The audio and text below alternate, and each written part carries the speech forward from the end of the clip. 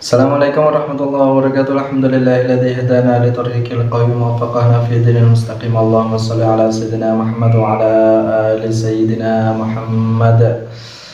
Selamat datang lagi di channel Tirta Abisat ya teman-teman. Di video kali ini sesuai dengan janji saya di video sebelumnya, dimana di video kali ini saya akan belajar untuk memuroti isi dari kitab Fathul Qorib, yaitu di bab hukum melaksanakan sholat id, baik itu Idul Fitri ataupun Idul Adha. Dan penjelasan yang berada di dalam kitab Fathul Qorib yang menjelaskan tentang sholat Idul Fitri ataupun Idul Adha itu ada beberapa poin. Dan sebelum kita mulai untuk memuroti apa yang ada di dalam kitab Fathul Qorib ini yang menjelaskan tentang hukum sholat Idul Fitri maupun Idul Adha, alangkah baiknya ta'adzuban kita mengirimkan hadiah surat Al-Fatihah kepada Kanjeng Nabi, kepada para kekasih Allah, pada semua guru-guru kita dan muallif dari kitab Fathul Qorib ini. Ila hadrati Sayyidina Muhammad sallallahu alaihi wasallam wa ala alihi wa ashabihi kiram wa azwajihi wa dhurriyyatihi wa ahli baitihi, sama ila hadrati jami'i awliya'illahi ta'ala wa ila hadrati jami'i masyayikhina wa ila hadrati muallifi hadzal kitab.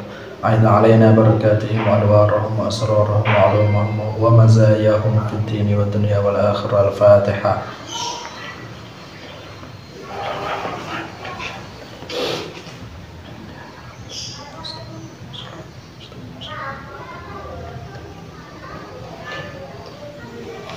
Bismillahirrahmanirrahim. Qala al-mu'allif rahimahullahu ta'ala wa nafa'na bihi wa bi'ulumihi wa bi'asrarihi fid dharain amin. Berhubung sebentar lagi kita akan melaksanakan hari raya Idul Adha, maka di sini kita akan sedikit mengkaji bagaimana tata cara dan apa saja poin-poin yang di situ dianjurkan di dalam pelaksanaan sholat Idul Fitri maupun Idul Adha. Bismillahirrahmanirrahim. Fasulan wa salatul aidaini. Jadi bab ini menjelaskan tentang sholat dua hari raya, baik itu hari raya Idul Fitri maupun Idul Adha, Idul Fitri wal Adha. Di sini ada beberapa poin yang bisa kita ambil. Yang poin yang pertama itu adalah hukum dari pelaksanaan sholat itu sendiri, kemudian tata cara melaksanakan sholat. Dan seperti yang kita ketahui bahwasanya baik itu di sholat atau hari raya Idul Fitri ataupun Idul Adha itu tidak asing di telinga kita, ada gema takbir yang mengumandang ketika perayaan hari raya Idul Fitri maupun Idul Adha. Jadi dari kedua poin itu nanti yang akan kita bahas di dalam kitab Fathul Qorib ini. Poin yang pertama adalah sunnatun muakkadatun. Poin yang pertama, melaksanakan sholat Idul Fitri maupun Idul Adha itu adalah sunnah muakkad. Sunnah muakkad itu sunnah yang sangat amat dianjurkan sekali. Jadi sekiranya tidak ada halangan untuk melaksanakan sholat Idul Fitri maupun Idul Adha, maka kita sangat amat dianjurkan untuk melaksanakan kedua sholat sunnah tersebut. Kemudian bagi siapa hukum sunnah muakkad itu? Wa tusyra'u jama'atan wa limunfaridin wa musafirin wa hurrin wa 'abdin wa khunsa wa mar'atin la jamilatin wa la dhati hayatin.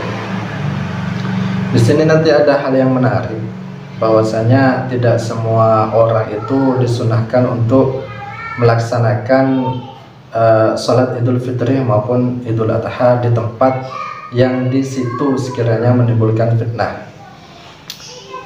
Kita mulai dari kalimat wa tusyra'u jama'atan, nanti akan dibahas sendiri di bawahnya siapa saja yang di situ tidak mendapatkan kesunahan, seperti itu ya. Kita mulai dari kalimat per kalimat aja dulu. Wa tusyra'u jama'atan, sunnah muakkad, anjuran untuk melaksanakan sholat Idul Fitri ataupun Idul Adha itu bagi dilakukan secara berjamaah, wali mufaridin wa musafirin, dan hukum melaksanakan sholat Idul Fitri ataupun Idul Adha itu baik dilakukan sendiri, ya, baik dilakukan sendiri ataupun dilakukan dengan sholat berjamaah. Begitu juga kesunahan ini teruntuk bagi musafir. Musafir itu orang yang melakukan perjalanan yang sangat jauh, di mana perjalanannya itu memenuhi syarat sahnya untuk melaksanakan sholat qashar. Setelahnya itu wahurrin, orang yang merdeka. Mafhum mukhalafahnya dari orang yang merdeka itu adalah orang yang menjadi budak.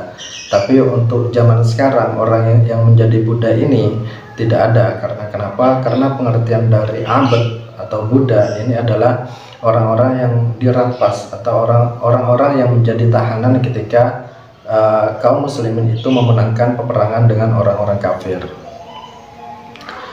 Wa hurrin wa amtin, kesunahnya itu bagi orang yang merdeka dan budak. Wa khunsa, dan juga bagi khunsa.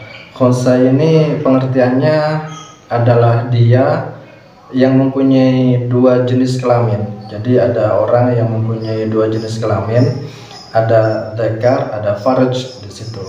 Pokoknya dua jenis kelamin ini, sehingga khunsa ini nanti dibagi menjadi dua. Ada khunsa muskil dan ada khunsa bayyin. Khunsa muskil ini nanti penjelasannya di bab toharoh sepertinya ya, tapi nggak apa-apa, di sini saya jelaskan. Khunsa muskil itu adalah dia yang mempunyai dua alat kelamin yang keduanya itu sama-sama berfungsi. Jadi nuknya itu berfungsi, itunya juga berfungsi, seperti itu. Nuknya itu ereksi. Sebelumnya saya mohon maaf, mungkin ini agak sedikit sensitif, tapi ini adalah sebuah pembahasan seperti itu. Dakarnya itu, batangnya itu berfungsi, dan donatnya itu juga berfungsi. Berfungsi itu artinya dia itu selain mens, ya, dia itu mens juga. Jadi kedua-duanya itu juga berfungsi. Kemudian khunsa atau seseorang yang mempunyai dua alat kelamin yang bayyin. Nah, jadi ini ada dua pembagian, khunsa itu muskil. Kalau muskil itu seperti tadi yang saya jelaskan. Kemudian kalau bayyin itu hanya salah satu saja yang berfungsi. Jadi dari dua alat vital yang dia punyai itu hanya satu saja yang berfungsi, entah itu batangnya saja atau apemnya saja, seperti itu. Untuk perinciannya khunsa muskil atau khunsa bayyin itu bisa teman-teman cari di bab toharoh. Di bab toharoh. Di sini saya menjelaskan secara eksplisit saja supaya semuanya nanti apa yang menjadi pembahasan, poin dari pembahasan di dalam sholat Idul Fitri maupun Idul Adha ini tidak lama-lama durasinya, seperti itu. Kemudian wa mru'atin la jamilatin wala dzati hayatin. Nah, ini yang saya katakan tadi, bahwasanya tidak semua orang itu disunahkan untuk menghadiri sholat Idul Fitri maupun Idul Adha. Oleh karena itu di sini redaksinya ditulis dengan kalimat wa mru'atin la jamilatin.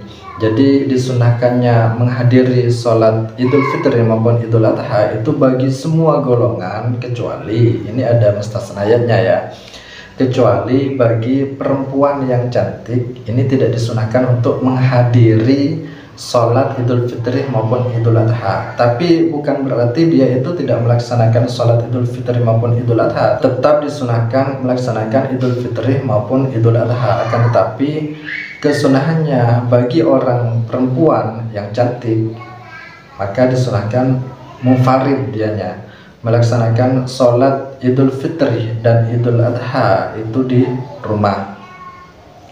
Pun begitu juga ada wanita yang tidak cantik tapi dia dzati hayatin, bodinya itu seksi, gemoy gitu kan.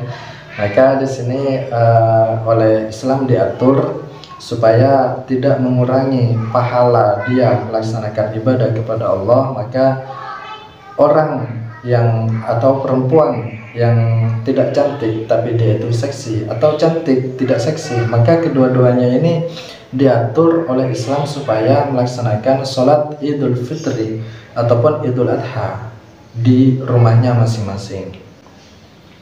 Seperti itu. Ammal ajuzu fatahduru al-'ida fi siyabi baitiha bila tibin.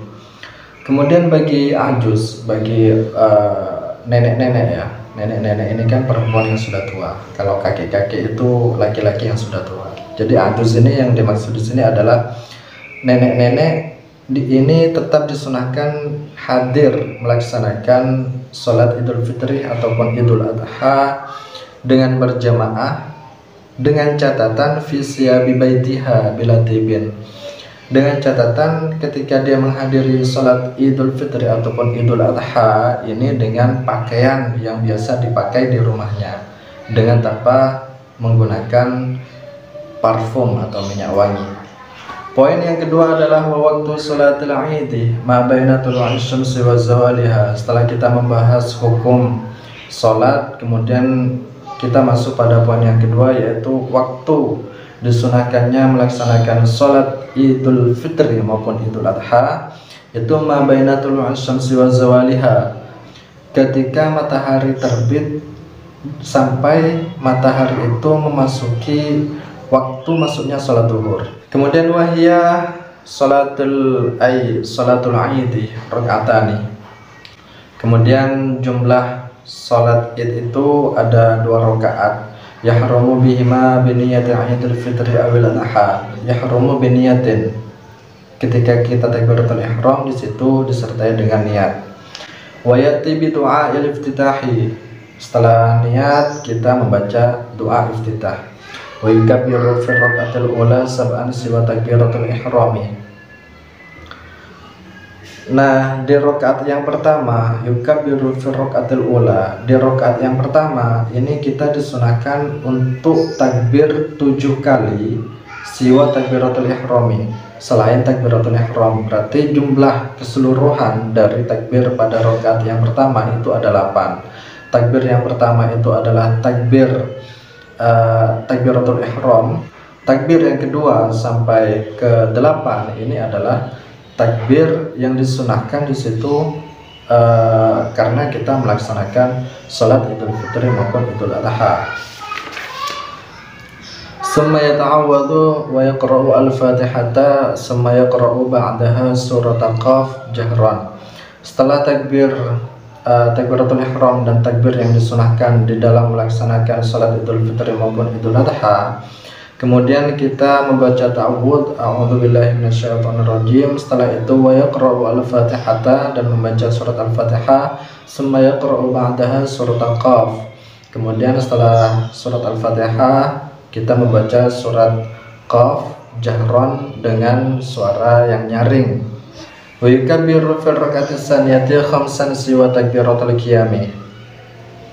Dan pada rakaat yang kedua kita juga disunahkan membaca takbir atau melaksanakan takbir sebanyak 5 kali siwa takbiratul qiyami, selain takbir ketika kita berdiri dari rakaat yang pertama. Jadi jumlah keseluruhan takbir yang dibaca ketika sholat Idul Fitri di rakaat yang kedua itu ada 6. Yang pertama itu takbir ketika karena kita itu berdiri dari rakaat yang pertama. Kemudian yang kedua sampai ke 6 ini adalah takbir yang disunahkan karena kita melaksanakan sholat Idul Fitri maupun Idul Adha.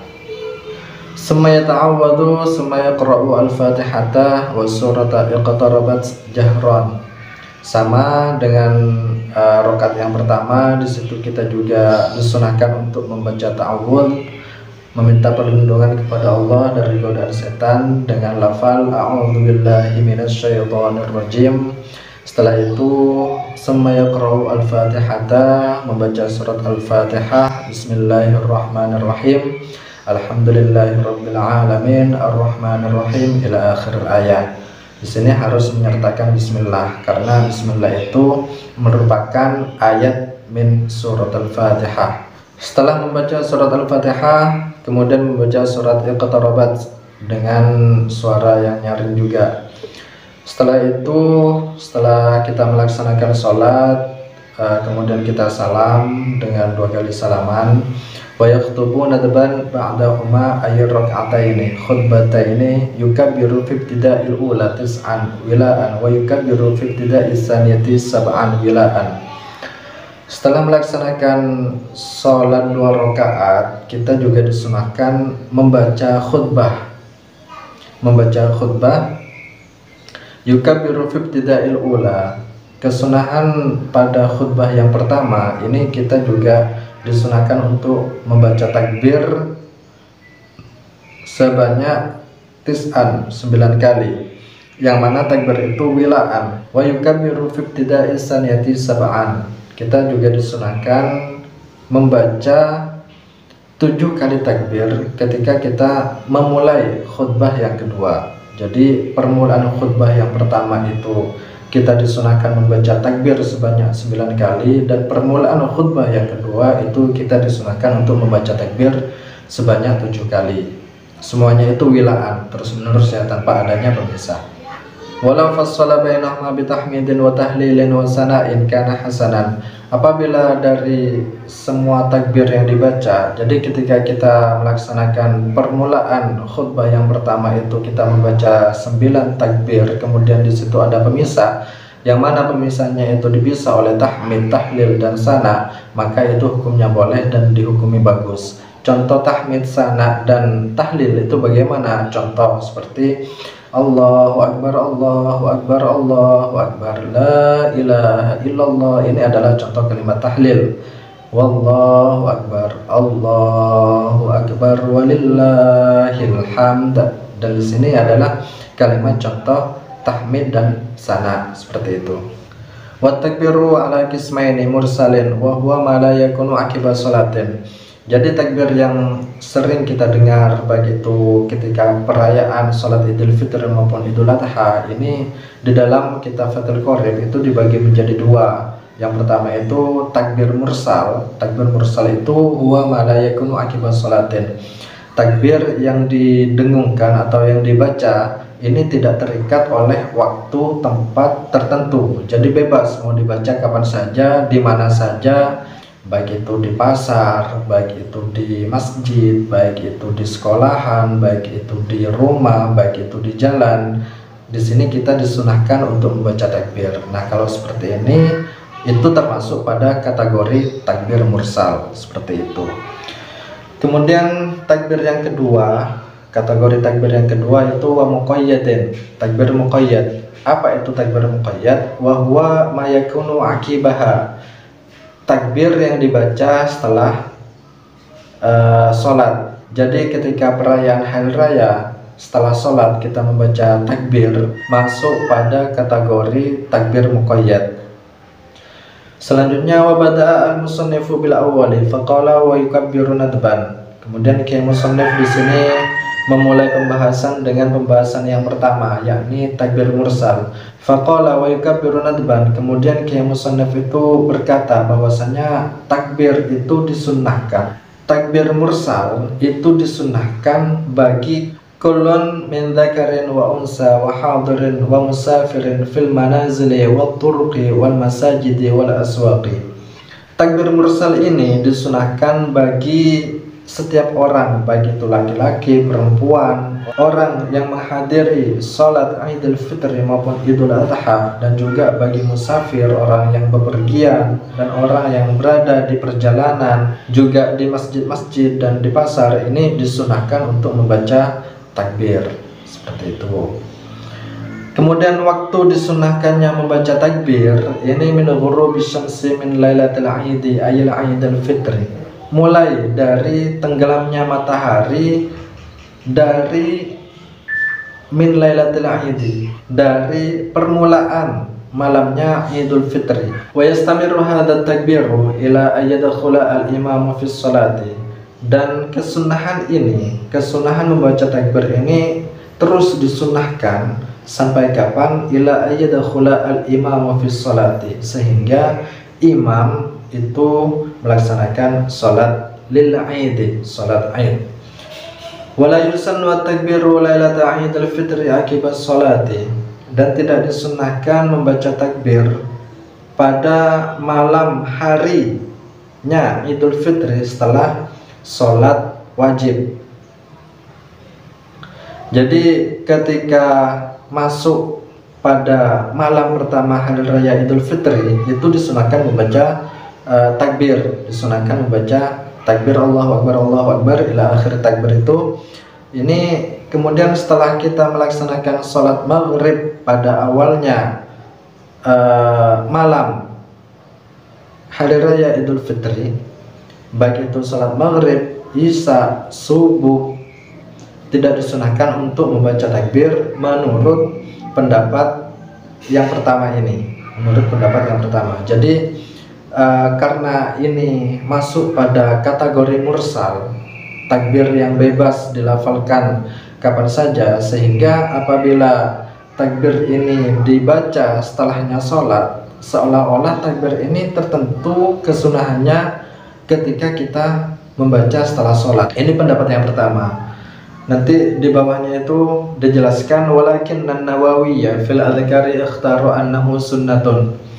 Akan tetapi Imam Nawawi berpendapat beda di dalam kitab Adzkar. Beliau Imam Nawawi ikhtara annahu sunnatun.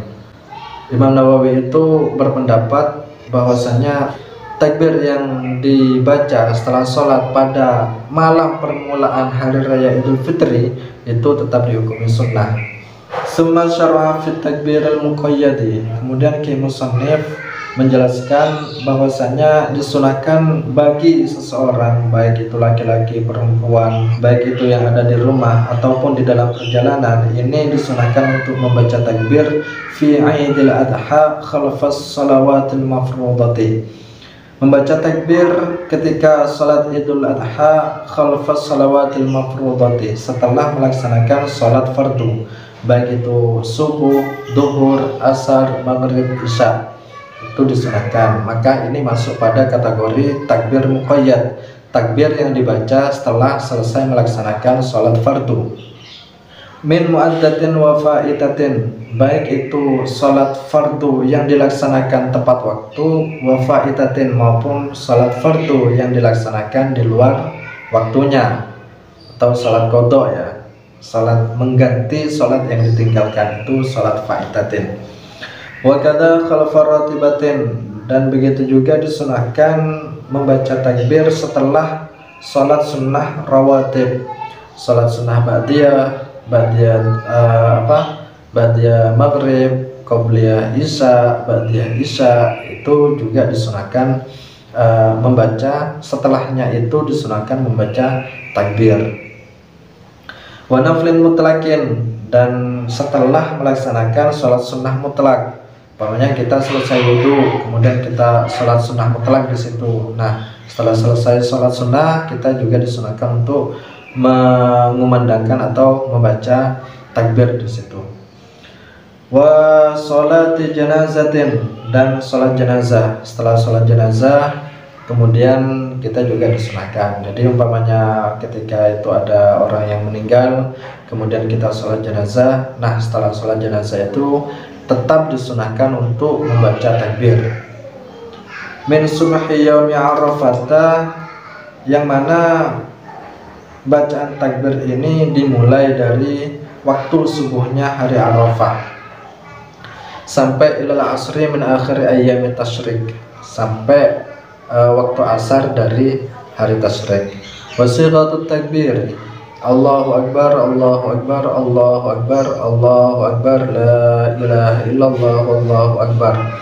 Lafalnya takbir itu Allahu Akbar, Allahu Akbar, Allahu Akbar, la ilaha illallah, Allahu Akbar, Allahu Akbar, walillahil hamd.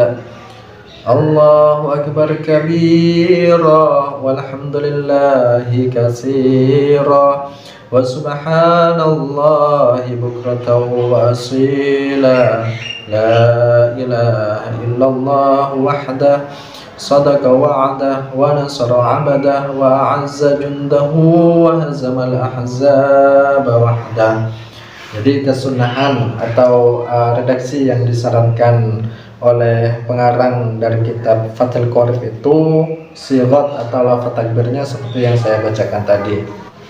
Tapi tidak menutup kemungkinan takbir-takbir dengan lafal-lafal yang lain kita bisa bacakan di situ. Yang intinya, yang penting di situ ada tahlil, tahmid dan sana. La ilaha illallah itu adalah lafal tahlil. Allahu akbar kabira itu masuk pada kategori lafal sana. Walhamdulillahi katsira itu masuk pada kategori tahmid. Jadi selama ada lafal tahlil, tahmid dan sana di dalam kalimat tersebut, maka di situ tetap disunahkan dalam pelafatan atau pengucapan kalimat takbir. Jadi seperti itu yang bisa saya meroti di dalam kitab Fathul Qorib pada bab salat Idul Fitri maupun Idul Adha. Kurang lebihnya atau apabila ada teman-teman yang mempunyai pendapat yang berbeda, silakan tulis di kolom komentar ya. Semoga bermanfaat bagi saya dan juga bagi teman-teman juga. Akhiran, assalamualaikum warahmatullahi wabarakatuh.